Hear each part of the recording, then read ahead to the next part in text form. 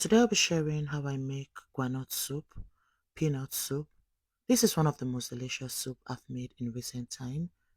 I made this, it came out so good and I thought to share. Hi everyone and welcome back. For this recipe I'll be using peanuts and I'll go ahead now to roast that. Shout out to David Dixon. Thank you so much for loving the recipes. Please let me know where you're watching from so I can give you a shout out in my next video. That was done roasting and I'll set that aside. Into a pot I added my goat meat, some cow skin, some stockfish. That is stockfish that does not have a bone, okay? Now go ahead to add a lot of onion, salt to taste, and some seasoning.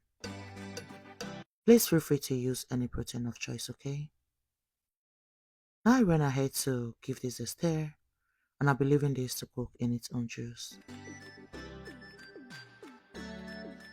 That cooked for 8 minutes. This was 8 minutes later. You see how much water that produced? I gave it a stir again like that, and I'll add water enough to cook the protein until it is tender.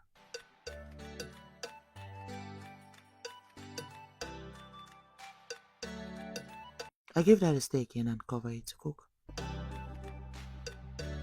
The peanut is now cold, so we can now take off the skin. I just squeezed it like that, and I'll just go outside to blow this out. And this is what I have.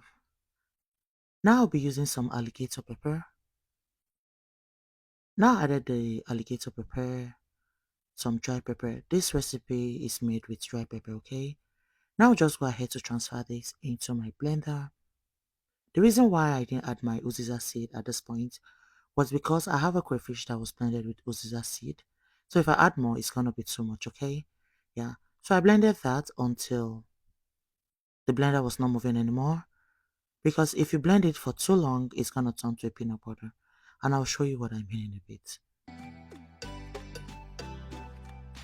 You see the bottom started forming oil. So we don't want that, okay? This is what you should be looking out for. Now I went back to check on the protein that cooked for about 30 minutes. Because I want it all tender, yeah. I gave it a stand. It's time to add our peanuts, our granules mixed with pepper, alligator pepper, and some red chili pepper, which is also known as atabibe.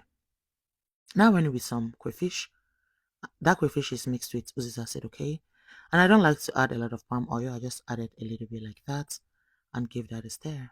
Make sure you do not cover it completely as it's gonna pour all over your pot, which actually happened to me. I had to start cleaning. I let that to cook for about 20 minutes. 20 minutes later, I came back, I checked it, and at this point, I added my bitter leaves. That bitter leaf was not enough, I just added some more. And this took it from 1 to 1 million, guys. It came out really, really good. I gave it a stir like that, and I'll cover that to cook so that the bitter leaf can actually cook with the soup. You see the oil floating? When you see the foam gone, that means your soup is ready and you'll find some oil on it. What's the best pair for this soup, guys? I'd love to know that in the comment section. So this is my perfect consistency. Make sure you do whatever works. If you want it lighter, add some more water. If you want it thicker, add some more peanuts, add some more granules. I serve that with some unripe plantain. You can have that with pounded yam or any swallow of choice. I hope you enjoy watching this. Thank you so much for watching.